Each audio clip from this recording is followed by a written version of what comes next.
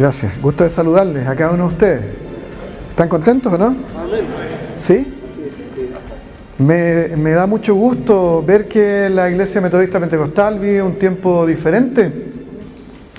Diferente porque la Iglesia está comenzando a estudiar y más que todo, más importante que eso, le está dando la importancia que tiene el estudio de la palabra del Señor, ¿cierto?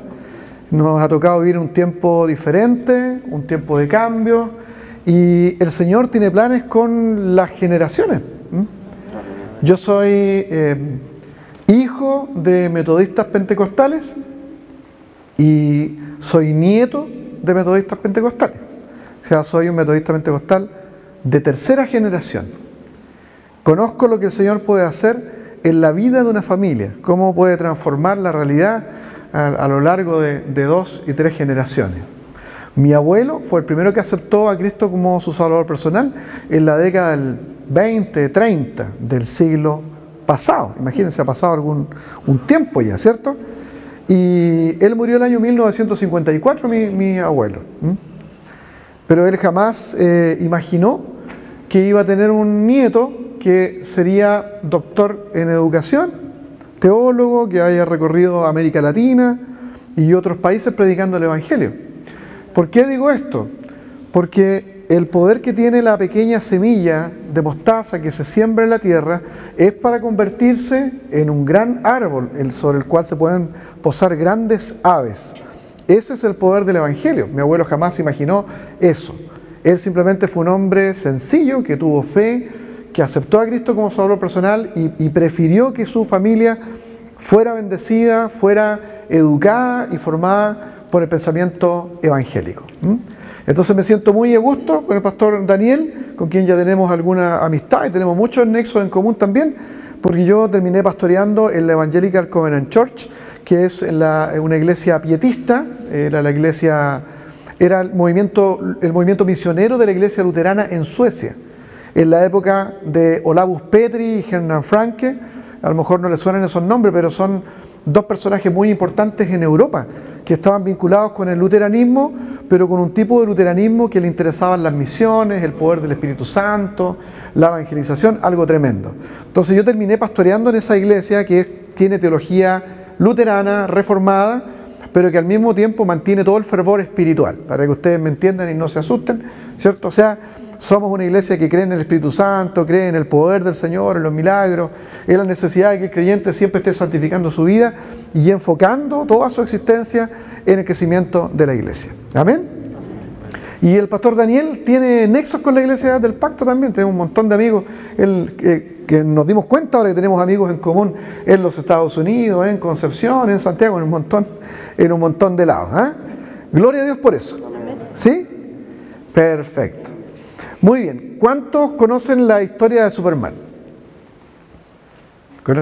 ¿Saben de quién me estoy refiriendo, no? ¿Sí? No es tan famoso hoy día, ¿no? Porque hoy día lo que está como de moda es esto de Avengers. ¿No? Sí, eso es como la saga que está pegando.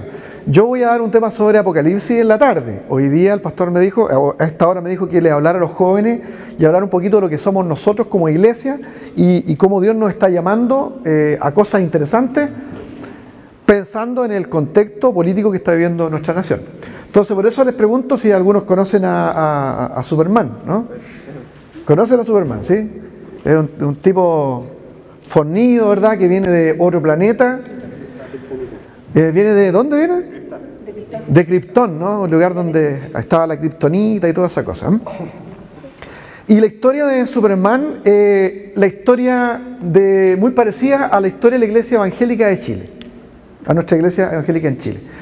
¿Por qué eran ustedes? Les voy a explicar por qué. Superman en la historia es un tipo que tiene conflictos con su identidad. Y una de las situaciones que está viviendo la Iglesia Evangélica chilena es que la Iglesia Evangélica chilena, después que ha cumplido 100 años de existencia en nuestro país, está en un proceso de tratar de entenderse a sí misma. ¿Quiénes son los evangélicos? ¿Quiénes somos nosotros? ¿Qué vinimos a hacer a este país? Y lo digo eso porque nosotros llevamos 100 años de historia evangélica pentecostal chilena en nuestro país. Y eso puede parecer mucho tiempo, pero es súper poco, la verdad. Nosotros somos recién la tercera generación de creyentes. Mi iglesia, la iglesia del pacto, tiene más de 2 siglos de existencia. Y yo también me podría creer la muerte, decir, no, mi iglesia tiene el doble de tiempo que la iglesia pentecostal en Chile. Pero hay iglesias que tienen 300 años, otros tienen 4 siglos y la iglesia luterana tiene 5 siglos. Entonces, en 500 años pasan muchas más cosas que en 100. Y la iglesia tiene más tiempo para entenderse a sí misma. Entonces, la iglesia evangélica chilena, que es lo primero que vamos a aprender hoy día, es una iglesia joven. Nosotros todavía sabemos poco respecto de lo que el Señor quiere hacer con nosotros en nuestro país. Pero este es el tiempo donde nosotros empezamos a definir qué es lo que somos, para qué Dios nos llamó. Entonces, igual que pasa con el Superman, en su historia, a mí me encanta esa historia, porque Superman es una persona llena de conflictos. No sé si se dan cuenta y es raro porque una persona que tiene tanto poder, tantas capacidades, y ahí yo hago esos paralelos con la iglesia evangélica tiene muchas capacidades, tiene mucho poder, tiene mucha gracia, tiene muchos talentos, tiene demasiado dentro de sí para transformar la sociedad. Pero algo pasa, ¿no? ¿Por qué no lo logramos? ¿Qué ocurre? ¿Por qué si hay tanto poder dentro de este movimiento evangélico? Y sobre todo, la Iglesia Metodista Pentecostal, que es la denominación más grande del país y de la cual nacen la mayoría de las iglesias pentecostales de nuestro país. Pero ¿qué pasa? ¿Por qué no logramos conquistar toda la nación? ¿Por qué no logramos ser tan relevantes? Sobre todo en tiempos difíciles como los que nosotros estamos viviendo, la iglesia no logra ser relevante. Es más, lamentablemente hemos sido parte de un montón de situaciones que han dejado mal más bien a la iglesia evangélica frente a la opinión pública. Entonces, no basta con tener los dones espirituales, las capacidades, no basta con tener las habilidades, sino que uno también necesita saber quién es y para qué está aquí. Esa es la historia de Superman, un personaje que viene de otro lado, viene de otro mundo, ¿verdad? Es completamente diferente a la gente con la que se relaciona y tiene el poder. Me encanta cuando se va a la casa, ¿sí? Porque él vive como un humano cualquiera, pero cuando se va a la casa se esconde de los amigos y corre al lado del tren, ¿cierto? Y supera al tren y pega unos saltos increíbles, pero eso es cuando él está solo, no cuando está en público, porque en público tiene problemas, tiene conflictos de identidad. Dice él, ¿por qué yo soy diferente? ¿Por qué tengo que estar en este planeta? ¿Yo qué vine a hacer aquí? Tengo que esconder mis poderes. ¿Sí han visto esa película, no? A lo mejor estoy hablando de cosas de viejo, ¿no? ¿Cierto? Pero bueno, van a ver Superman entonces, ¿eh? ¿Tienen permiso, pastor, para ver Superman? No hay problema, ya. Muy bien.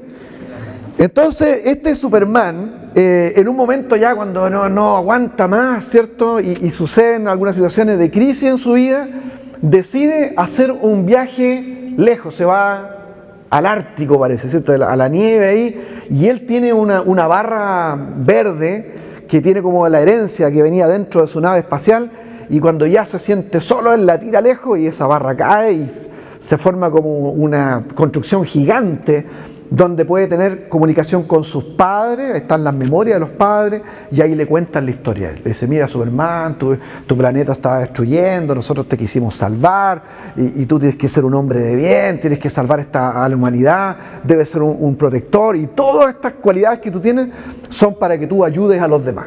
Y ahí entonces nosotros conocemos el otro Superman, el Superman de la capa, ¿cierto? El Superman que sale a ayudar a la gente, y que es capaz de negarse a sí mismo. En la historia de los superhéroes hay una cosa interesante, hay como el grito de la humanidad de querer tener a alguien que nos pueda salvar de todo, ¿no? Porque consideramos que las situaciones que vive el mundo no son buenas.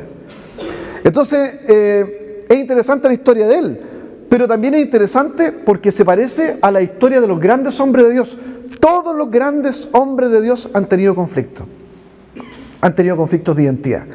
Voy a ayudarlos un poco. El caso de Moisés. Lo mismo.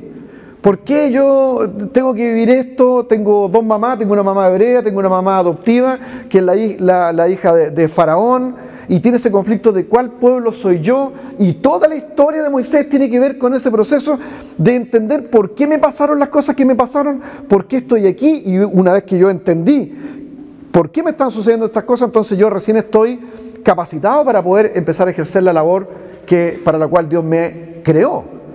Y todos los grandes hombres del Señor, los grandes profetas, se fueron al desierto. Jesús de Nazaret también se fue al desierto.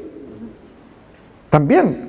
¿Qué iba a hacer él? Él tuvo un tiempo, porque él fue 100% Dios y 100% hombre. Eso dicen desde el concilio de Nicea en adelante, las cosas que discutieron los grandes teólogos de aquel entonces, Arrio de Alejandría, Sabelio, ¿verdad? Atanasio, que es el creador o el que está detrás del credo trinitario. Todas estas personas discutieron respecto de la naturaleza de Cristo y definieron que Cristo es 100% Dios y 100% hombre. Tiene la doble naturaleza perfecta, no es 50 y 50, es 100 y 100. Entonces, Jesús como 100% hombre también tuvo ese conflicto y se fue al desierto a ayunar y ahí tuvo una tremenda discusión con el diablo, ¿verdad? La tentación, y cuando él vuelve como el Mesías. Bien, la iglesia evangélica chilena, después de 100 años, está en este proceso. O sea, usted y yo, nos tocó vivir a nosotros este tiempo donde tenemos que pensar y entender para qué Dios nos ha llamado, para qué Dios llamó a hacer a este movimiento tan extraño llamado Iglesia Evangélica o los pentecostales. Porque somos raros los pentecostales, ¿no? Somos gente rara, ¿o no? Si ustedes mismos nos dicen, nosotros somos locos, nos dicen que somos locos y bendita locura. Y eso no está mal, está súper bien. Somos gente rara, no somos igual que los demás. Tenemos algo especial nosotros. Pero estamos como ahí, en esta generación. ¿Por qué? ¿Qué pasa con esta cosa de la crisis social? Ahora parece que van a cambiar la Constitución y es posible que si cambian la Constitución, que la escoba nos convertamos en Chilezuela, dicen algunos. Bueno, y la iglesia tiene una promesa de parte del Señor a sus grandes hombres, que Chile sería para Cristo. Pero si cambia la Constitución y ocurren todas estas cosas, parece que todo nuestro proyecto se va para atrás, se restringen las libertades. Bueno, ¿qué pasa con esto? Dios tiene un plan con la iglesia evangélica chilena, pero tenemos que entender quiénes somos nosotros. ¿Amén? Amén. Bien, eso es lo primero que quería contarle a ustedes. Ahora me puedo ir. No es cierto. Ya. Muy bien, entonces voy a ayudarlos un poco a entender ustedes la historia de nosotros, la historia de la iglesia evangélica en Chile, para que nos podamos entender y definir a nosotros mismos en esta época, ahora. ¿De acuerdo? ¿Estamos preparados? ¿Tienen sueño ya? ¿Están que se quedan dormidos o no? Ya, espero que no, espero no tener el don de hacer dormir, el don de sueños, y tener sueños lindos y poder interpretarlos sería maravilloso, pero no tener el don de hacer dormir a los demás, y sí que no, ya. Muy bien. 1909, ¿qué les dice eso a ustedes? ¿O qué se les viene a la cabeza cuando les digo 1909? El avivamiento pentecostal. Bien, yo como teólogo le he llamado a ese año, el año 1909, le he llamado la independencia evangélica. Eso primero vamos a hablar. La independencia evangélica, ¿por qué? Porque la iglesia evangélica existe de antes. La iglesia evangélica existe, pero existe lo que se conocen como las iglesias históricas. Desde la declaración de terrenos baldíos del gobierno de Manuel Bulnes, me da la impresión, por ahí por el 1840 hasta el 50, comienzan a llegar muchos inmigrantes luteranos a nuestro país, en un intento que tiene el país de empezar a colonizar terrenos que son nuestros, sobre todo para este lado, para el sur de Chile, para poder hacer patria en estos lugares. Abren una ley para que gente que está pasando problemas de conflictos civiles en lugares de Europa puedan venir acá a Chile con libertades para que tengan terreno y puedan hacer la agricultura. Por eso es que el lugar donde usted vive se llenó de alemanes, de gente que tiene mucha cercanía a los alemanes. Entonces llegó la iglesia luterana a nuestro país. Pasaron otras situaciones también, llegó la iglesia presbiteriana, la iglesia metodista episcopal, y son las iglesias que nosotros conocemos como iglesias históricas. Algunos anglicanos también llegaron a nuestro país. Y ellos sí entendían quiénes eran. Por eso cuando llegaron a este país hicieron el trabajo que tenían que hacer. Trabajaron en la política, trabajaron con la clase media y trabajaron con la clase alta. Fundaron colegios, pelearon por las leyes laicas, y es así que nosotros conseguimos, por ejemplo, vencer a la Iglesia Católica en algunas cuestiones que estaban re mal, como por ejemplo tener casamiento civil, porque antes la gente que tenía otra religión no se podía casar, porque solamente ellos casaban católicos. Entonces, gracias al trabajo de estos primeros cristianos históricos, se logró el matrimonio civil. Se logró algo de libertad religiosa para construir los primeros templos cristianos en nuestro país también. Y se consiguió, ¿qué más? ¿Se acuerdan ustedes? Matrimonio civil, cementerio. Porque antes a la gente que no era católica los sepultaban en la playa. Sí, en la playa. Y después por algunos actos de misericordia de algunos personajes también de nuestra nación, importantes de la historia de Chile, se logró que se les diera un terreno en el Cerro Santa Lucía, donde hasta el día de hoy hay un letrero gigante que dice: aquí yacen los expatriados del cielo y de la tierra. Entonces en ese lugar ahí... Exactamente. Entonces, porque a la gente la tiraban a la playa, y no solamente a los que eran evangélicos, sino también a los judíos y otra gente que tenía otras religiones, no tenían derecho a ser sepultados en el cementerio. Entonces esa gente hizo bien su trabajo, porque ellos habían pasado un montón de situaciones y entendían la importancia que tiene el movimiento evangélico. Llegaron a este país y llegaron a ganar leyes para que se pudiera cimentar el evangelio en nuestro país. ¿Dónde estábamos nosotros? Nosotros estábamos en las haciendas todavía. Éramos gente pobre, más que pobre. Éramos gente invisible, gente que nadie escuchaba, a nadie le interesaba escuchar a los pobres. Estábamos en las haciendas nosotros. Y la mayoría de esa gente pensaba que Chile se acababa donde se acababa la hacienda de ellos. Eso es todo lo que pensaban que era Chile. Estamos hablando del año 1850 al año 1900, antes de ese avivamiento que ustedes están hablando. Entonces algunas de esas gentes comenzaron a entrar a estas iglesias históricas, pero eran poquititos y no tenían fuerza, porque quienes llevaban el liderazgo de esa iglesia eran los extranjeros. ¿De acuerdo?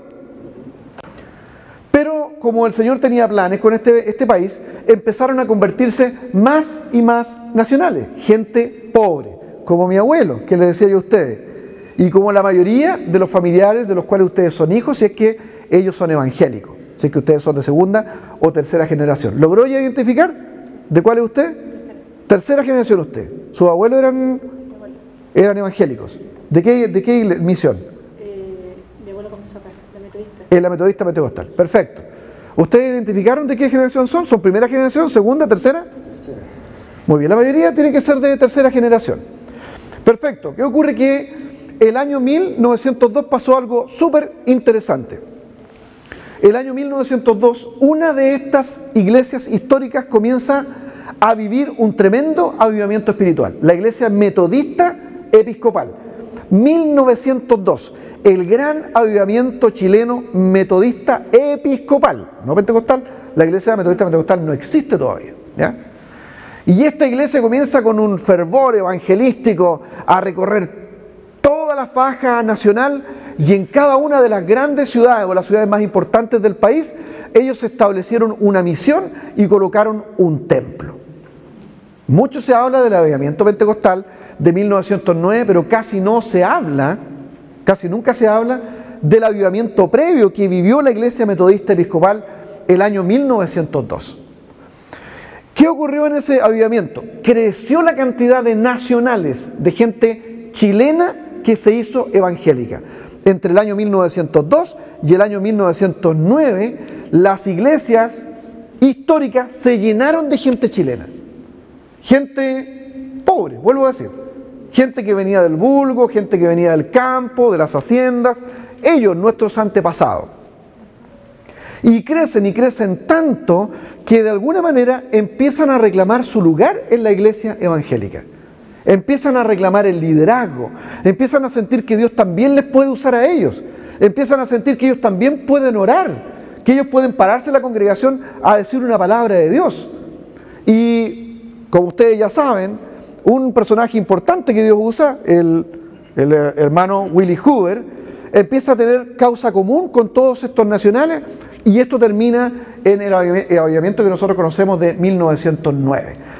Por eso que yo le llamo la independencia nacional, porque lo que ocurre ese año es que realmente los nacionales dentro de las iglesias históricas deciden ellos tomar el liderazgo de la iglesia evangélica en su país. Y comienzan este avivamiento tremendo con manifestaciones del Espíritu Santo, Esto también está aconteciendo en varias partes del mundo, ¿eh? No solamente aquí en nuestro país, porque el movimiento pentecostal es un movimiento que surge al mismo tiempo en diferentes lados.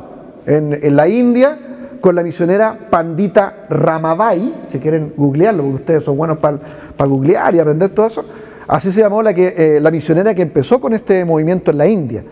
¿Qué ocurrió en la India? Lo mismo que acá. Algunos empezaron a tener éxtasis, sueños, cayeron al suelo, otros hablaron en lenguas, habían sanidades, milagros, tremendo, y un arrepentimiento de la gente. Eso pasó en la India con Pandita Ramabai. Ese movimiento pentecostal de la India está muy ligado con la historia de nosotros, porque la esposa de Willie Hoover había sido compañera con Pandita Ramabai en el seminario. Antes que Pandita fuera a la India, ellas habían sido compañeras. En la China también. Exactamente.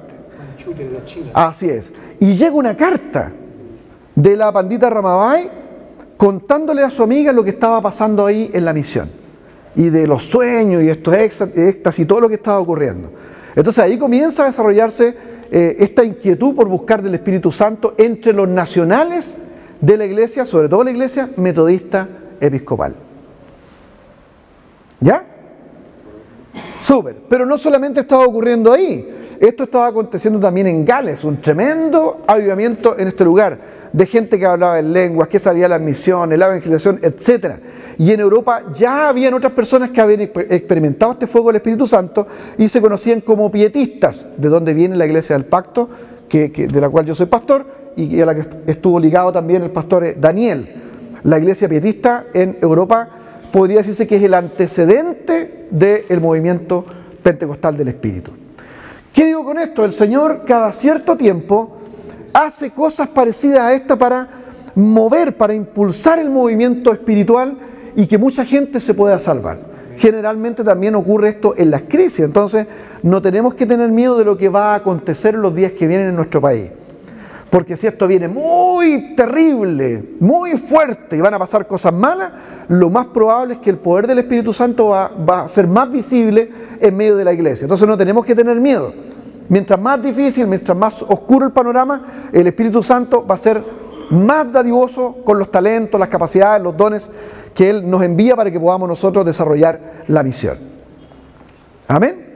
Entonces, el año 1909 comienza la independencia evangélica nacional y surge la primera iglesia que se puede considerar como iglesia realmente chilena, la iglesia metodista pentecostal, que nace de la... ¡Ay, todos sentimos bien! A mí me gusta la metodista pentecostal. ¿Cierto? Así cantábamos nosotros en la iglesia. Era un poco discriminadora de los demás, pero bueno, uno también tiene que ponerse a veces su propia camiseta, ¿no? Ya. Ok, y nace la iglesia metodista pentecostal, y de esa iglesia nacen la mayoría de las denominaciones pentecostales hasta el día de hoy. Entonces, si alguien me dice a mí, oye, pero la iglesia metodista pentecostal ha cometido hartos errores también, ¿cierto? Ha estado involucrado en un montón de situaciones de pugnas, luchas y exposición pública por algunas malas acciones también de algunos de nuestros pastores o algunos de ellos, lamentable. Hay que decir también que el Espíritu también ha estado con esta denominación, porque si no fuera así, no habría ocurrido un crecimiento tan fenomenal como el que ha experimentado esta denominación. O sea, todos los movimientos tienen cosas buenas y tienen cosas malas. Son las malas las que nosotros no tenemos que aprender, son las que tenemos que dejar de lado. Pero sí tener sentido autocrítico, porque aquí ya empiezo a colocarme un poco pesado, pero tengo que decirle que un problema que ha tenido la iglesia metodista pentecostal, no esta, porque yo sé que aquí son como ángeles todos, y el pastor me lo dijo a mí. Ya estoy hablando de otras metodistas pentecostales, no de ustedes. ¿De acuerdo? La iglesia metodista pentecostal carece de sentido crítico, y eso es lo que le ha hecho daño a esta denominación. Esta denominación, se lo digo siendo yo una persona que ha tenido raigambre en la iglesia metodista pentecostal, es una iglesia chauvinista.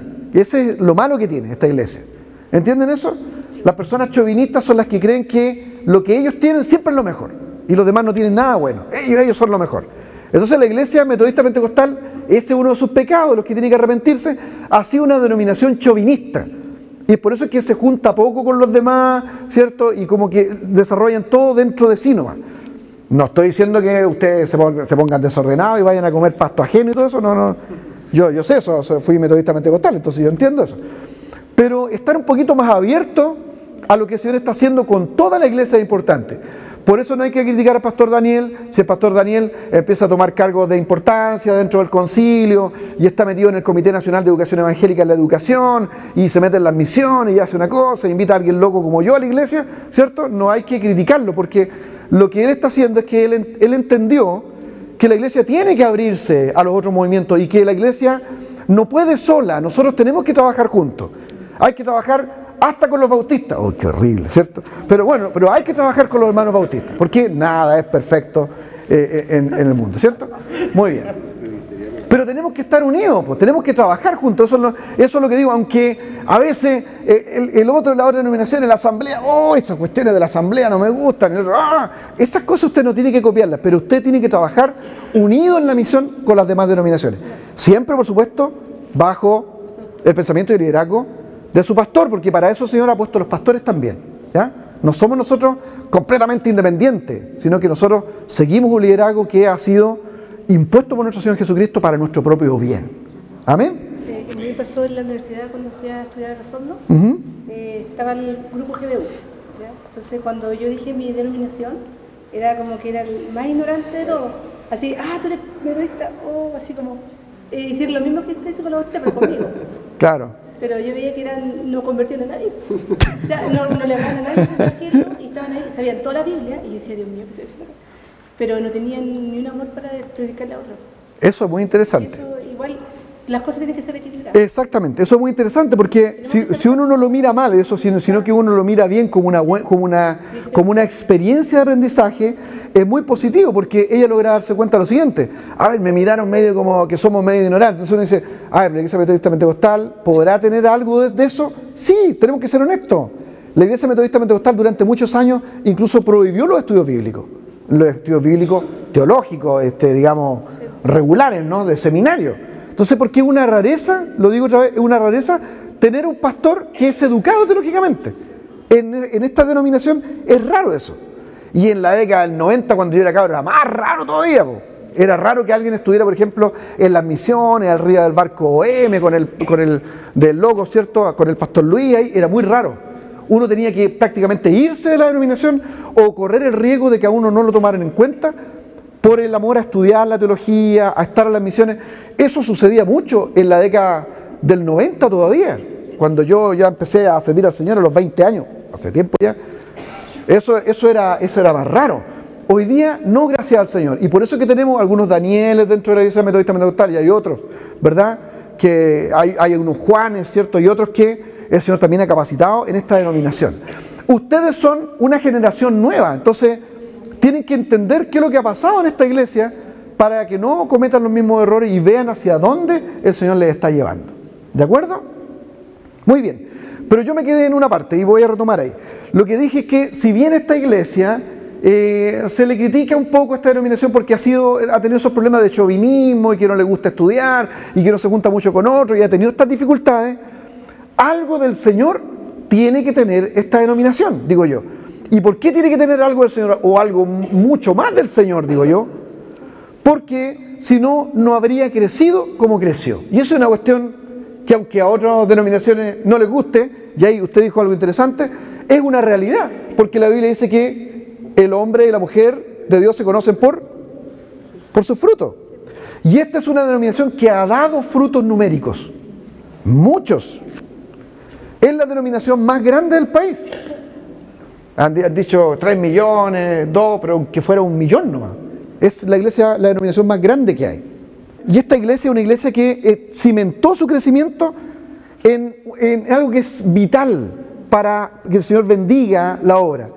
En que el crecimiento tiene que estar fundamentado en la presencia del Espíritu Santo. No en las capacidades personales.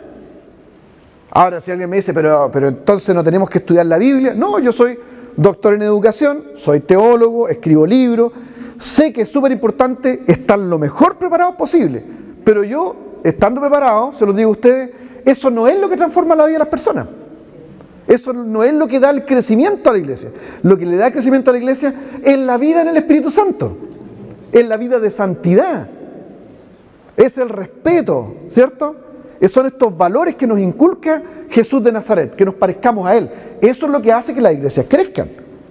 Entonces, aquí la iglesia metodista pentecostal tiene algo súper bueno. Pero ¿qué pasa? ¿Por qué andamos como Superman todavía? ¿Y quién soy yo? ¿Y por qué vengo de otro planeta? Todos son diferentes a mí. ¿Por qué andamos entonces así como Superman? Porque estamos viviendo una etapa en que nosotros empezamos recién a entender quiénes somos. Pero cuando este monstruo, llamado Iglesia Metodista Pentecostal, despierte, tiene el poder para transformar en un rato toda esta nación. Y eso es lo que el metodista pentecostal no ha logrado captar todavía. Que si toda esta nueva generación mantiene el fervor de sus padres, mantiene la búsqueda del Espíritu Santo de sus abuelos, el temor del Señor que tuvieron nuestros antepasados, y le suma la capacitación y el ánimo y la capacidad de entender quiénes son, entonces lo único que hay que hacer es pasarles la capa a ustedes. Sí, pues. Y no necesitamos ni siquiera tener una canción como la de Superman, porque nosotros ya tenemos nuestra canción igual. Esa dice firme y adelante, huestes de la fe, sin temor alguno, que Jesús nos ve. Hasta tenemos nuestra canción, no necesitamos una canción nueva de superhéroes, ¿ya? Eso es importante. Ok, perfecto, creo que tengo el primer pensamiento, la primera idea como más o menos desarrollada. Entonces ahora les voy a explicar que la iglesia metodista pentecostal y la iglesia pentecostal en general, de eso vamos a hablar de aquí para adelante, ¿ya? De la iglesia pentecostal en general, donde está mayoritariamente esta denominación, ha entendido su proceso de crecimiento en 3 momentos importantes, y de eso vamos a hablar ahora. ¿Parece? Para que ustedes tomen apunte. Bien, el primer periodo se conoce como periodo clásico y parte desde esa independencia evangélica, 1909, hasta el año 1950. Ese se conoce como periodo clásico. Es el periodo, desde mi punto de vista, pero yo puedo estar equivocado, ¿cierto? Pero desde mi punto de vista, de mi análisis histórico y de cómo yo me alegro entendiendo esta historia, porque yo vengo de ahí también, es para mí el mejor momento de la historia de la iglesia de nosotros, de la iglesia pentecostal de Chile. 1909-1950, periodo clásico, el mejor de todos. ¿Por qué? Porque esta iglesia es una iglesia que tiene elementos propios que se expresan en esta búsqueda del Espíritu Santo, que le hace muy poderosa, muy fuerte, una experiencia linda. No puede haber un pentecostal que no tenga experiencia con Jesús. Y eso es una cosa, pero vital, pues. ¿Ya? Porque yo no puedo decir que me he encontrado con Jesús y continuar siendo la misma persona. Hay muchas personas que dicen, yo me encontré con Jesús de Nazaret, pero siguen siendo la misma persona. Miren, es imposible encontrarse con Jesús de Nazaret y continuar siendo la misma persona. Un verdadero encuentro con el Señor de la historia transforma la mente, transforma el corazón, transforma el alma, te emociona, te apasiona, te vuelve un loco, como nos decían a nosotros. Y uno es un poder caminando. Entonces eso lo tuvo este movimiento desde el año 1909 a 1950, fue su característica principal. Fuego, poder, gracia, pasión, amor por las almas. Esa gente no le interesaba nada más que entregar su vida. Y usted me dirá, pero igual hoy día, no da igual. Yo sé que hay apasionados y tenemos cierta pasión, pero no igual. ¿Por qué? Porque también las condiciones han cambiado. Esa gente no tenía nada, eran gente pobre, lo único que quería era llegar al cielo. Hoy día no, porque nosotros igual pensamos, hermano, ¿te quieres ir al cielo? Sí, me quiero ir al cielo, pero podría ser en unos años más. Me gustaría ir al mall, me gustaría comprarme el iPhone 7 u 8, me gustaría salir a conocer Cancún. ¿Y eso está mal? No está mal. Pero nosotros no tenemos las condiciones que tuvieron nuestros abuelos. Es gente que vivió siempre pobre, lo pasó mal. Entonces, eso les ayudaba también a tener este fervor, esta manera de ver la vida. ¿De acuerdo? Ok. Entonces, pero a eso ellos le sumaron otra cosa también, que en este periodo clásico de la iglesia pentecostal, la primera generación, en este periodo clásico, nuestra iglesia pentecostal es muy social y es muy política. ¡Oh! ¿Qué dijo? Política. ¡Ah! Que se vaya de aquí este pastor, que dijo la palabra prohibida. Política. ¿Está mal, pastor, o no? Ya la dije. Está bien. No, fue una iglesia sumamente social, sumamente política. ¿Por qué razón? Porque los sociólogos, cuando hacen análisis de nosotros, y eso es interesante que otra gente nos mire, porque cuando uno se evalúa a sí mismo puede ponerse chauvinista, como les dije yo. La vez pasada yo les dije a los hermanos cuando estuve aquí que yo todas las mañanas me levanto y me doy una ducha y me miro al espejo y siempre digo, Luciano, sigues tan joven como hace 30 años, te ves hermoso. Y luego inmediatamente escucho la voz de mi señora, ¿a dónde? Me dice, ya se te cayó el pelo, con el respeto de algunos hermanos que también se le puede estar cayendo, ¿cierto? No quiero mirar a nadie, ¿no? ¿Ya? Se te está cayendo el pelo, y estáis todo arrugado, qué sé yo, estáis viejo. Claro, lo que pasa es que cuando uno se ve a sí mismo, generalmente uno se ve re bien, po. Pero uno necesita que otras personas lo miren a uno para decirle cómo uno está. Y yo tengo la mejor de todo el mundo, mi señora, que es súper sarcástica y súper objetiva. Entonces ahí digo yo, ya de verdad, no, ya tengo varios kilos más encima, no soy el mismo jovencito delgado, hermoso, con el pelo. Yo cuando me convertí al Señor tuve el pelo súper largo, porque venía del mundo del rock y todas esas cosas. Ahora, imagínense, me dejó el pelo así que no parezco nada, me podría parecer a Adrián de los Dados Negros nomás. No voy a parecerme nunca a ese joven de ese tiempo, ¿no? Entonces uno tiene que pensar que es bueno que otras personas nos digan cómo nos ven. Entonces los sociólogos, mire qué interesante, los sociólogos que han estudiado el movimiento pentecostal chileno dicen que este movimiento nuestro entre 1909 y 1950, en el periodo clásico de la iglesia pentecostal chilena, fue una iglesia profundamente social y política. Oh, ¿en serio? ¿Pero y cómo? Si todos eran mal educados, venían del vulgo, ¿cómo hacían política? ¿Cómo estudiaron la República de Platón? ¿O estudiaron la política de Aristóteles? No. Lo que pasa es que de una manera natural, este movimiento sencillo logró hacer algo interesante y que ustedes tienen que contarlo en esta generación, tienen que decirle a la gente, sobre todo a los que nos están pegando, a los que están hablando mal de la iglesia evangélica, en este estallido social. Yo no sé si ustedes lo han escuchado así, pero dicen, la culpa es de los evangélicos, porque los evangélicos son unos insensibles que no han trabajado con la sociedad, es la culpa de ustedes. Así dijo una hermana en un evento en Concepción. Les voy a contar, pero no vayan a decir que les conté yo, ¿ya? Sucedió en una iglesia, no le digo iglesia. Abrieron una iglesia grande, hicieron un evento para explicar esto del cambio de la Constitución y todas estas cosas que están pasando. Y cuando empezaron el evento, colocaron un video de todo lo que ocurrió con este estallido social, las quemas del metro, todo eso se veía feo. Y luego colocaron, y Chile se levantó, y colocaron hermanos orando, y claro, eso es verdad, pero la gente no está queriendo ver eso, o sea, porque aquí hay otras cosas que analizar también. Y luego el pastor, sin querer queriendo, él dijo, llamó a todo esto que estaba pasando espíritu de rebeldía. Y yo, claro, estoy de acuerdo que hay mucho espíritu de rebeldía, pero cuando uno va a analizar una problemática social y política, no puede usar ese tipo de categorías de análisis, porque esta problemática que nosotros estamos viviendo es una problemática multifocal, tiene muchas áreas de donde tiene que analizarse. Entonces, en ese momento cuando él dice eso y algunos dicen amén, se levanta una hermana allá de la iglesia, se para y le grita al pastor frente a más de 250 personas, le dice, no, le dice, cobardes, ustedes son unos cobardes, los evangélicos, por culpa de ustedes se va a derramar la sangre, porque ustedes sacaron a esa piñera. Le dieron súper duro al presidente, ustedes son los culpables porque votaron por él y ¿saben qué? Viene más sangre ahí va a ser por culpa de usted. Y yo escuché eso y dije, aquí varios creyeron que eso podía ser del Señor. Y no es del Señor. No es del Señor, no porque no diga algunas verdades que pueden ser ciertas, sino porque nosotros los evangélicos no somos así, porque nosotros no somos gente que cuando está en desacuerdo se para y le grita al pastor y le falta el respeto. Eso nosotros no tenemos esa formación. Si un hermano está enojado aquí, lo más que hace, se va para la casa y hace eso como que se va, como que tenía que irse nomás. No, me están llamando, permiso, y me voy. ¿Me entiendes? Pero no, que sale, ustedes son los culpables. No, eso, yo dudo que esa persona haya sido de nosotros.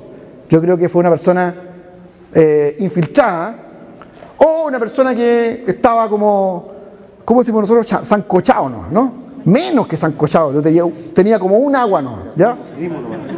Estaba como pasada, hermana, nomás, no, tenía un olorcito así nomás, más o menos parecido, pero no era hermana. ¿Por qué? Porque una hermana, un hermano no hace eso, ¿me entiendes? Nosotros no somos así los evangélicos, no somos irrespetuosos. Nosotros manifestamos nuestro desacuerdo de otra manera. Y sí nos enojamos bastante. Pero salimos nomás. Entonces, hay mucha gente que nos ha estado pegando a nosotros diciendo que parte de esto que está ocurriendo somos nosotros los evangélicos porque sacamos un presidente que supuestamente es el paradigma de la cuestión neoliberal. Y ustedes los evangélicos lo hicieron porque siempre andan preocupados de las cosas de ustedes, de la cintura para abajo, que los homosexuales, que el aborto.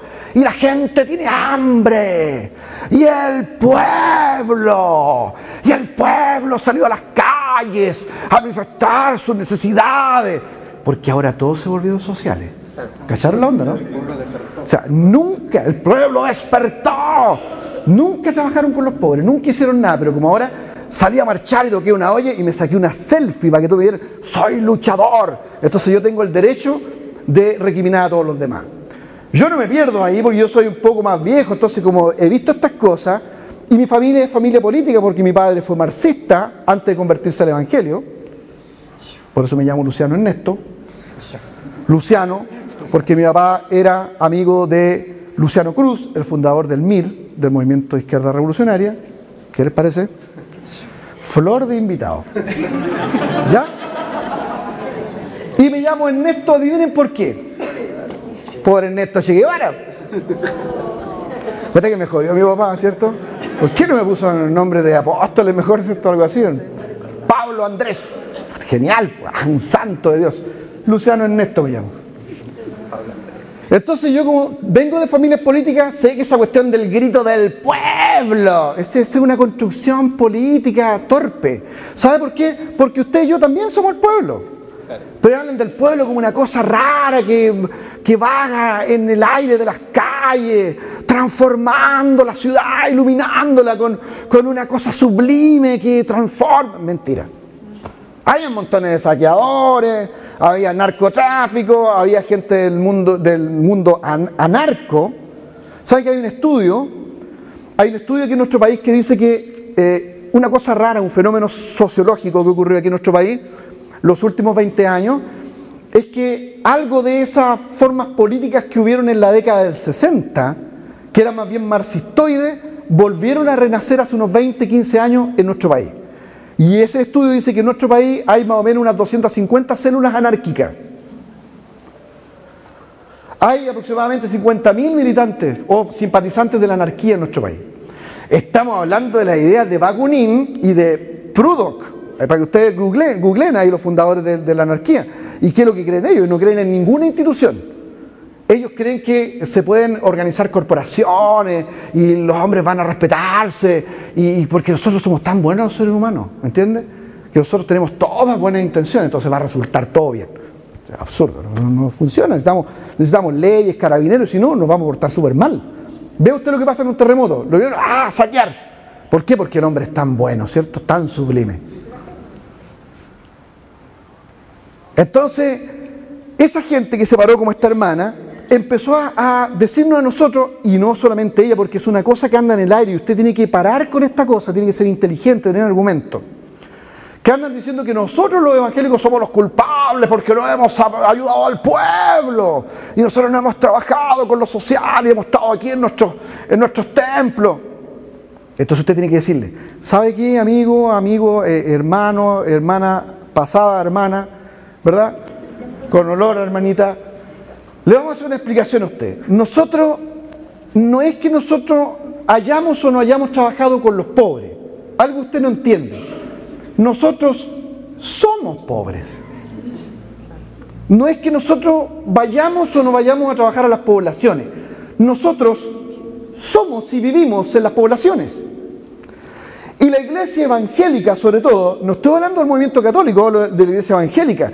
La iglesia evangélica nace en los sectores culturales más pobres. Ahí surge la iglesia evangélica. Y por el poder que el evangelio tiene al transformar el corazón de estas personas, entre la segunda y la tercera generación, que es esto que estamos tratando de entender hoy día nosotros. ¿Quiénes somos? Surge la clase media dentro de nosotros. ¿Por qué? Porque el Evangelio tiene un poder de transformación tan fuerte en la mente, en el corazón y en la vida económica de las personas que aceptan esta forma de cristianismo llamado evangelio o protestantismo, transforma toda su realidad al cabo de la segunda y la tercera generación. Entonces, han sido súper injustos con nosotros, incluso los historiadores, porque la iglesia evangélica en nuestro país, y sobre todo denominaciones tan grandes como la metodista pentecostal, han sido causantes de la aparición de la clase media. Nosotros, pero es que es una cuestión del pastor Luciano, que como amigo del pastor Daniel andan escribiendo puras cuestiones, no dan mentiras. No, pues si yo le estoy diciendo que nosotros no somos chauvinistas, esto lo dicen los sociólogos. ¿Qué dicen los sociólogos? Dicen eso, pues. Dicen que movimientos como como el movimiento evangélico, sobre todo el latinoamericano, tienen la capacidad de hacer subir a sus adeptos entre la segunda y la tercera generación a la clase media. ¿Por qué? Porque el concepto que imprime el Evangelio sobre el trabajo es muy potente. El evangélico ve que cuando trabaja está haciendo algo para Dios. Como lo que decía Max Weber. Como lo decía Max Weber.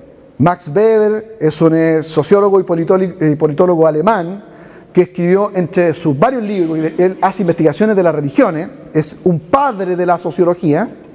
Él escribe un libro que se llama El protestantismo y el espíritu del capitalismo. Tiene que comprarlo y leerlo. Pero la versión de bolsillo no, porque la otra gigante no lo va a leer, ¿ya? Entonces, lo que él dice es que cuando uno analiza los movimientos religiosos y hace una comparación entre el catolicismo y el protestantismo, aquellos países que prefirieron ser protestantes antes que católicos les fue mucho mejor económicamente. O sea, no lo digo el pastor Luciano, el pastor Daniel, no. Max Weber es el padre fundador de la sociología. Dice que esta forma de religión, el protestantismo, tiene esa capacidad de que la gente que acepta este movimiento le va bien económicamente, y estos países que fueron protestantes crecieron más que los países católicos. Tanto así que se nos ha llegado a nosotros a acusar de la aparición del capitalismo. Por este sentido que tenemos sobre todo aquellos movimientos que son calvinistas. No seamos calvinistas, por favor, pero podría ser otra cosa.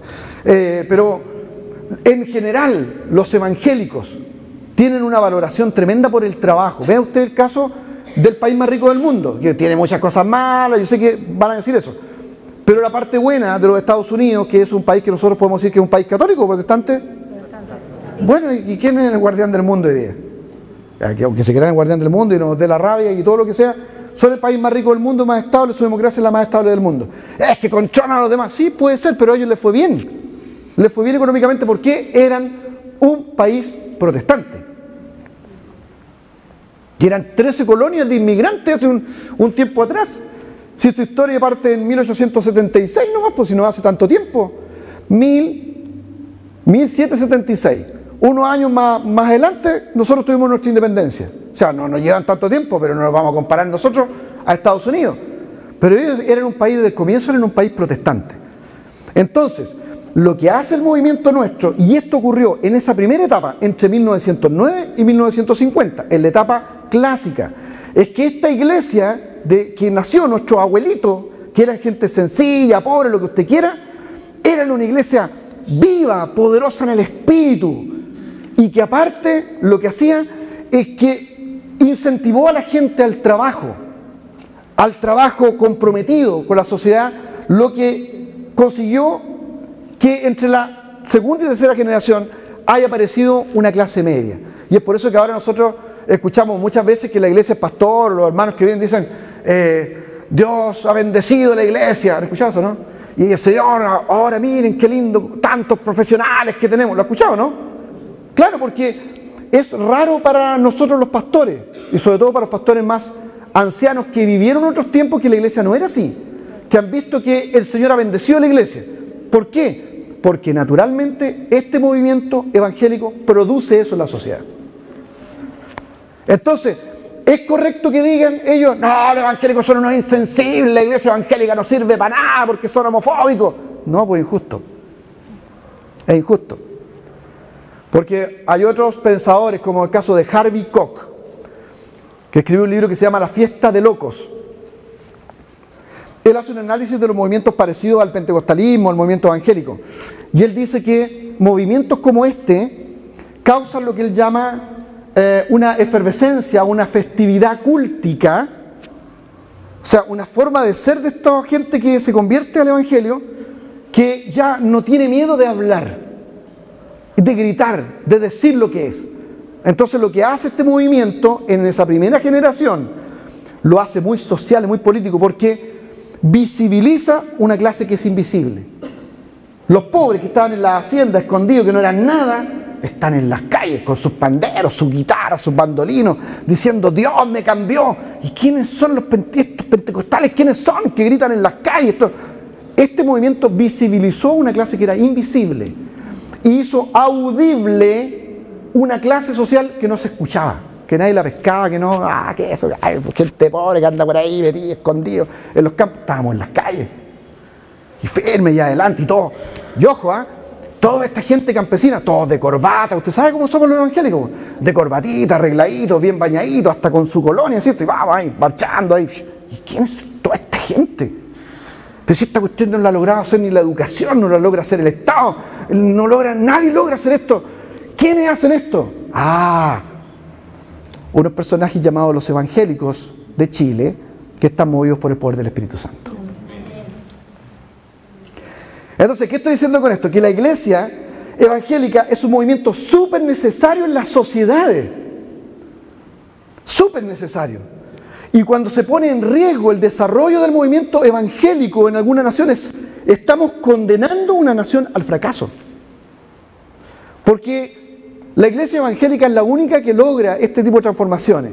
Siempre lo digo en mis conferencias.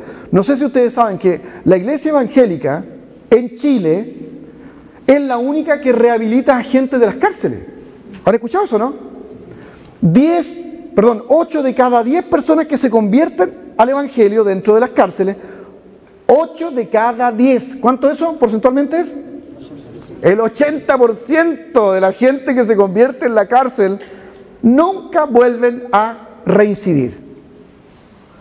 ¿Por qué? Porque nosotros decimos porque se convierten, decimos nosotros. ¿Y cuánto le cuesta eso al Estado? Mucha plata, ¿no? Nada, ¿no? A 0 pesos costo del Estado.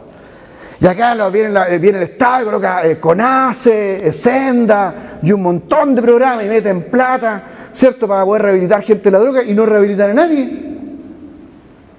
Y somos nosotros los culpables, nosotros somos los insensibles. No, córtenla, po. No, es que los evangélicos se han enriquecido, que aquí, que allá. No, ¿saben que nosotros hemos cometido un gran error? Y aquí es donde está el tema de saber quiénes somos nosotros.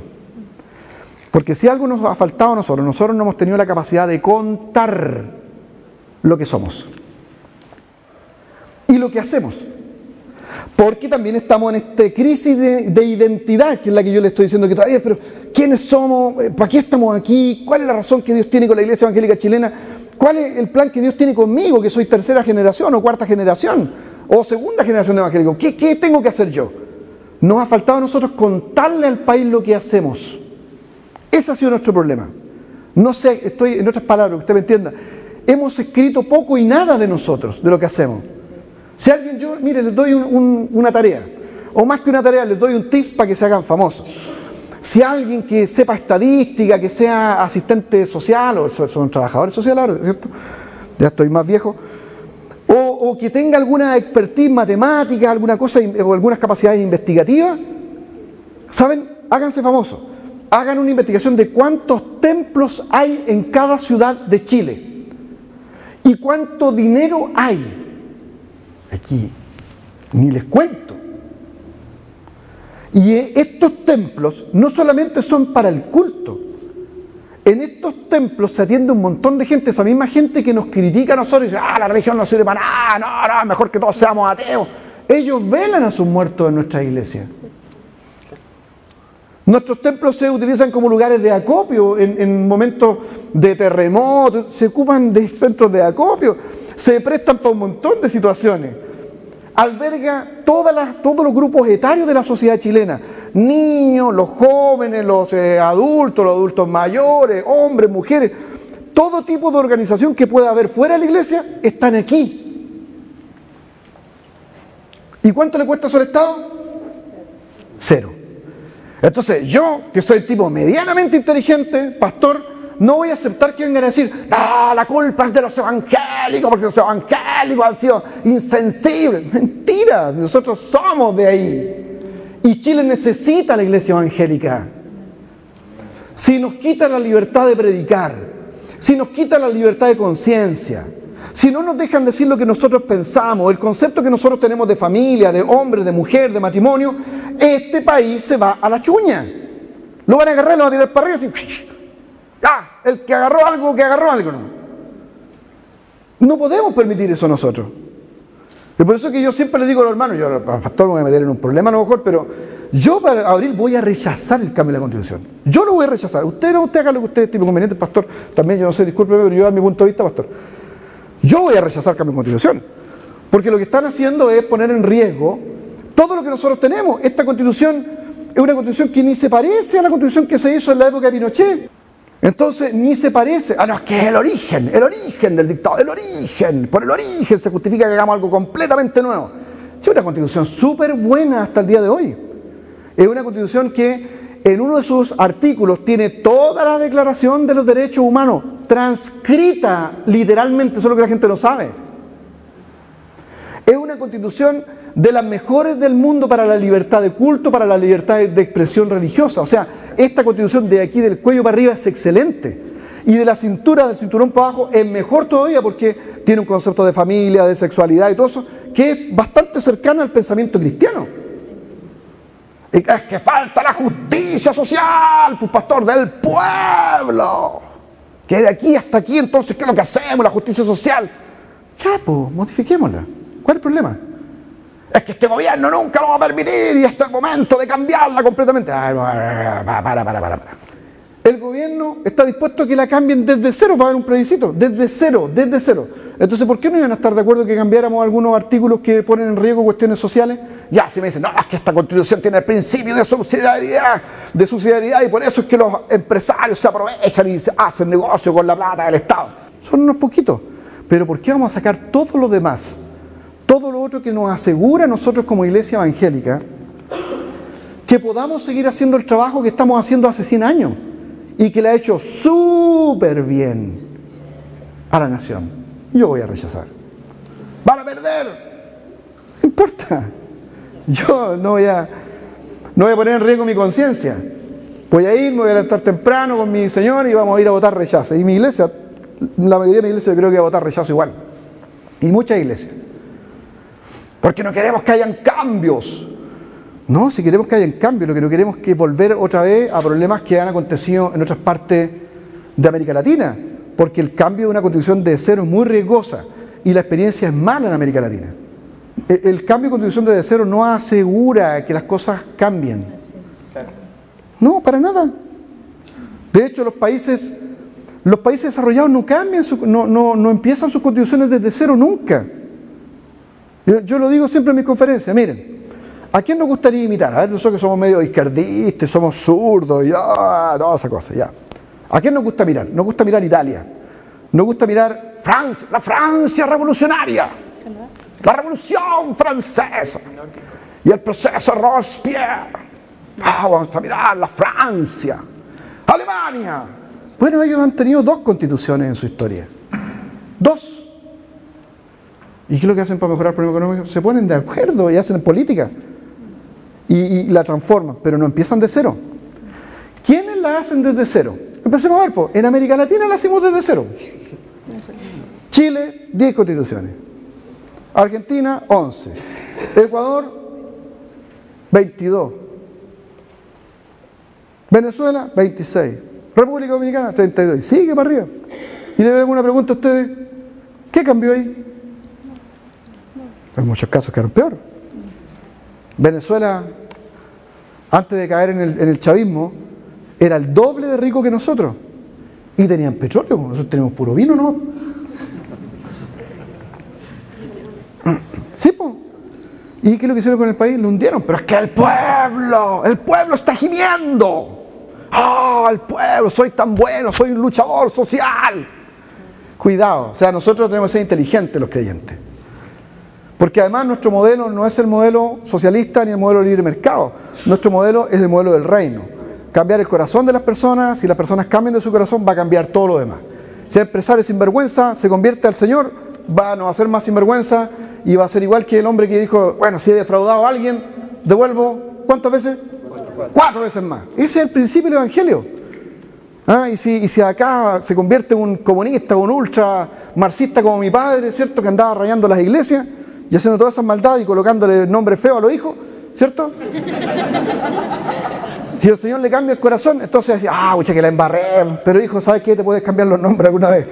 Y se arrepiente y va a la iglesia y transforma su vida. Y ya no anda tirándole piedra a la gente y todas esas cosas, ni quemando y haciendo cuestiones raras. ¿Por qué? Porque nosotros tenemos otro modelo. Nuestro modelo no se llama socialismo. Nuestro modelo no se llama libre mercado. Lo que nosotros hacemos cuando elegimos entre uno y otro es cómo se están portando. En una época nosotros nos portamos súper bien con la gente de izquierda. ¿Por qué razón? Porque la izquierda que había no era una izquierda tan extremista. La izquierda de la época de la Concertación fue una izquierda más o menos moderada. Yo sé, ustedes están pensando, el Lago, Frey, ¿ya? Pero como sea, ellos tenían un modelo de mixtura muy parecido al de Europa, donde dejaban que hubieran empresarios, pero lo moderaban. Y repartían un poquito mejor la torta, o intentaban repartirla. Ya, pues esa izquierda la apoyamos mucho de nosotros, y nos fue bien a nosotros en ese tiempo cuando votamos por la gente de izquierda. Porque todos los que dicen ahora, la culpa es de ustedes que han votado por la derecha, los evangélicos son de ultraderecha. Y hay que decirle, hello, si siempre votamos por ustedes y que dejaron la embarrada ustedes también, pues. Si no le echen la culpa a este gobierno de todo lo que está pasando, la salud, las pensiones. Si en estos años de gobierno, que son casi 30, 26 gobernó la izquierda, pues. Se están dando súper duro a este gobierno. Ahora, nosotros votamos porque somos ultraderechos, de derecha, no, porque vimos que esa izquierda, que antes era como parecía a nosotros, tenía trabajo social, se empezó a poner más radical. ¿Sí? Nosotros ganamos cosas con ellos. ¿Qué es lo que ganamos? La ley de culto, el feriado del 31 de octubre y un montón de otras cuestiones. Acá no hemos ganado mucho, pero nosotros decíamos, bueno, estos están protegiendo a la familia, no quieren aborto, o por lo menos ese era el compromiso, ¿cierto? No la ideología de género, o por lo menos ese era el compromiso. Mantener la ley de culto, o por lo menos ese era el compromiso. Pero el asunto es así, muchos evangélicos votaron no porque les guste la derecha, sino que vieron que era el mal menor frente a lo que venía. ¿Por qué? Porque esa izquierda que había antes era distinta, era más radical, estaba acorralando a la iglesia. Entonces, como a nosotros no nos importa ni el socialismo, ni nos importa el libre mercado, lo que nosotros decimos, mira, lo que nosotros queremos es paz, tranquilidad y libertad para poder predicar el evangelio. ¿Por qué? Porque cuando predicamos el evangelio, el corazón cambia y todo cambia, ¿cierto? Y entre la segunda y tercera generación, incluso nosotros hacemos subir a la gente de la clase media. A la izquierda no se conversa con la izquierda tiene su agenda. Se lo dice alguien que estuvo a la izquierda tiene su plan. Lo dijo Carlos Cariola hace poquito. Nosotros nunca hemos abandonado nuestro proyecto de que un día Chile sea un país comunista. Lo tienen clarito. Lo tienen súper claro. Para eso están luchando ellos. Y el Frente Amplio lo tiene súper claro. Ellos quieren un cambio de modelo. Ellos no quieren más el libre mercado, lo que quieren es un modelo socialista. Y el problema es que si este modelo es injusto, porque es injusto, ahí van las pensiones, desigualdad, todo lo que usted quiera. El otro modelo no funciona, no ha funcionado en ninguna parte del mundo. Entonces, ok, saquemos un modelo, pero para poner un modelo bueno. Es que no existen más modelos. Existe el modelo socialista, del libre mercado y socialismo. No hay más modelos. Entonces, siempre yo le digo a los genios del Frente Amplio, por favor, cuéntenme dónde encontraron otro modelo, porque yo estudio también filosofía, tengo mis cursos también de ciencia política, ¿cierto? O de políticas públicas igual, y no estamos buscando hace 2500 años otro modelo, no existe. Entonces cuando la gente dice, que tenemos que cambiar la Constitución para cambiar el modelo, digo, a ver, ¿qué modelo quieres? No, dime, ¿qué modelo no quieres? No quiero el libre mercado. Entonces tú quieres socialismo, no resulta, en ninguna parte. No ha resultado en ninguna parte. Entonces, este cambio constitucional viene con un engaño, que yo no voy a aprobar como pastor, que está malintencionado. ¿Por qué? Porque empezaron en las calles con mejores pensiones, sueldos dignos, necesitamos nosotros que haya más farmacias populares, y todos dijimos, buena, Chile cambió. ¿O no? Y yo salí con mi olla, no, no es cierto. No, pero yo hice un video en mis redes sociales y salí y dije, qué bueno, esto que se escucha aquí en mi pueblo, en mi ciudad, está re bonito, háganlo con paz, con tranquilidad. Y yo mismo me grabé en un video, me lo grabó Miguel, ahí que está en las comunicaciones, mi comunicador, él siempre estaba ayudándome. Fuimos a grabar un video inmediatamente y yo dije, qué bueno que el pueblo se manifieste, que aquí hay sentidas necesidades, nosotros los evangélicos estamos de acuerdo con todo eso, pero ojo, yo lo dije el primer día, ojo, con que esto que está pasando hoy día, ¿cierto?, se convierta en algo que utilice gente que no tiene los intereses del pueblo, ni la gente que está en las calles, y conviertan esto en otra cosa. ¿Y qué ocurrió? Todas esas demandas legítimas que estamos de acuerdo nosotros, se convirtieron en ¿qué? Cambio de constitución, desde cero. Y cambiamos el modelo. No, pues es una cuestión... mi familia no está de acuerdo con eso, mi familia lo que son otros cambios. Mi mamá tiene una pensión súper baja, porque mi papá fue profesor 33 años, ustedes saben que los profesores vivimos súper bien, ¿cierto?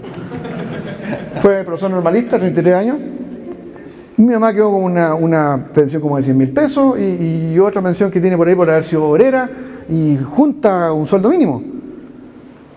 Pero eso es como oro a la otra familia, que tiene mucho menos. Entonces todo eso que la gente dice en las calles está bien, si los evangélicos cometemos un error cuando nosotros no decimos eso, ¿eh? Tenemos que decir, porque es cierto, estamos de acuerdo con todas las demandas sociales y vamos a luchar por ellas.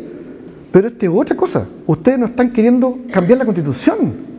Y este no era la cosa del principio. Entonces, yo aquí lo que veo es malintención y aprovechamiento de sectores políticos de izquierda, con toda una construcción artificiosa de todo lo que ha pasado, con gente de los derechos humanos. Yo estoy de acuerdo con que hay un Instituto Nacional de Derechos Humanos, pero que la mayoría de la gente que está ahí sea gente que perteneció, por ejemplo, al MIR, mucha gente del movimiento izquierda revolucionaria. Es como poner a un drogadicto a cuidar una farmacia, o ponga al gato a cuidar la carnicería, ¿eh? Y usted diga, pero dígale al gato, no te comas ningún bistec, ¿eh?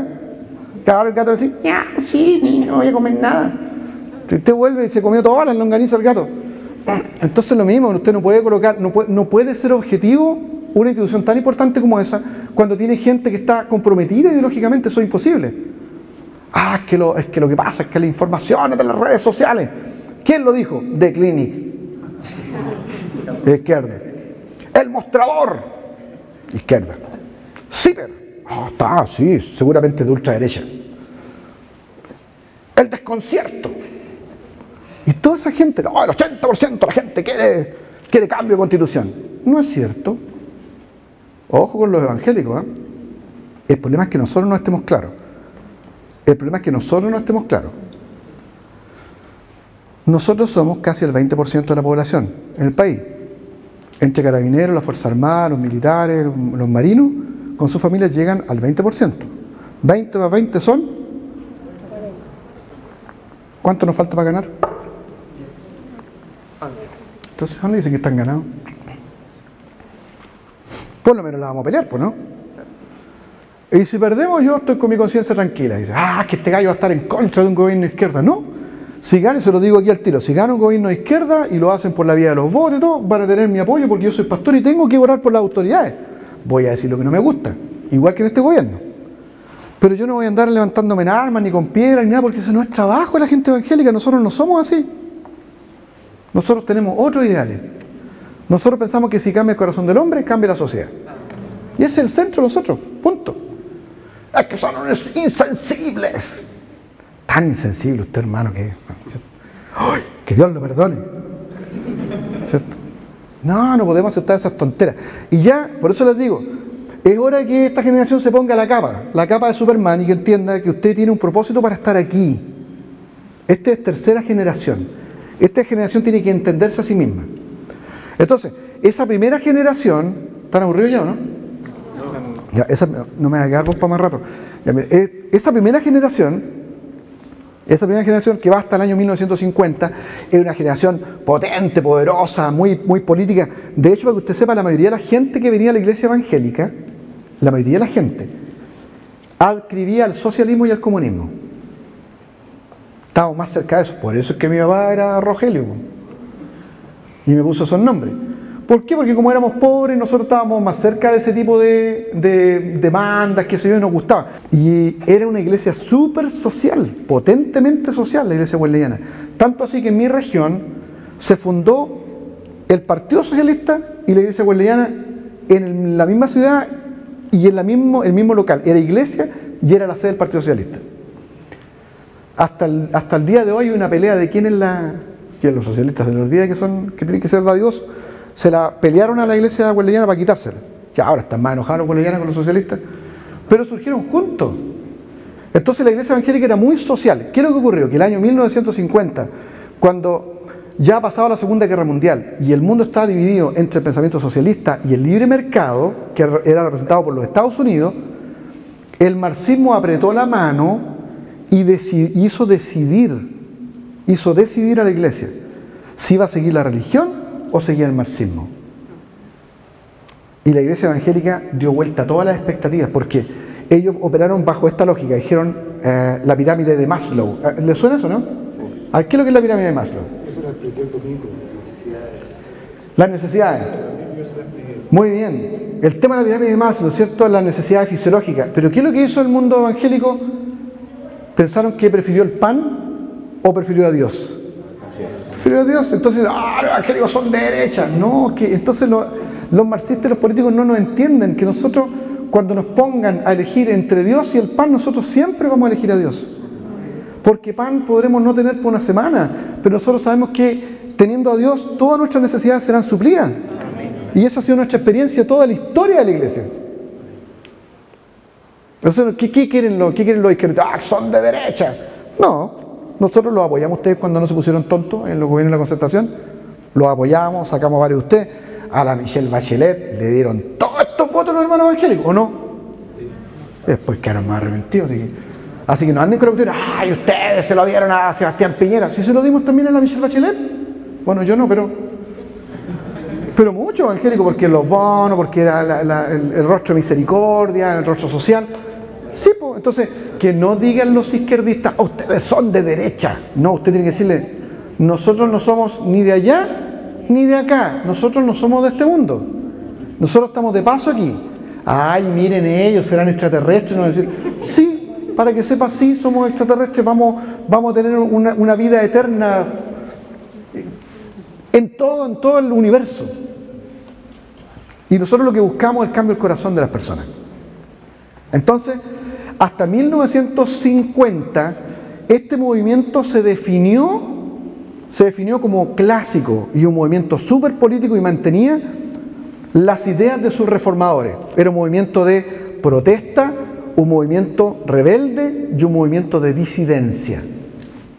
Esa trilogía fue muy fuerte durante ese tiempo, por eso a mí me encanta ese periodo de la iglesia evangélica. En el segundo periodo, y hasta aquí voy a llegar con esta parte de la conferencia, porque luego, cuando enseñe el Apocalipsis, les voy a explicar esa segunda parte.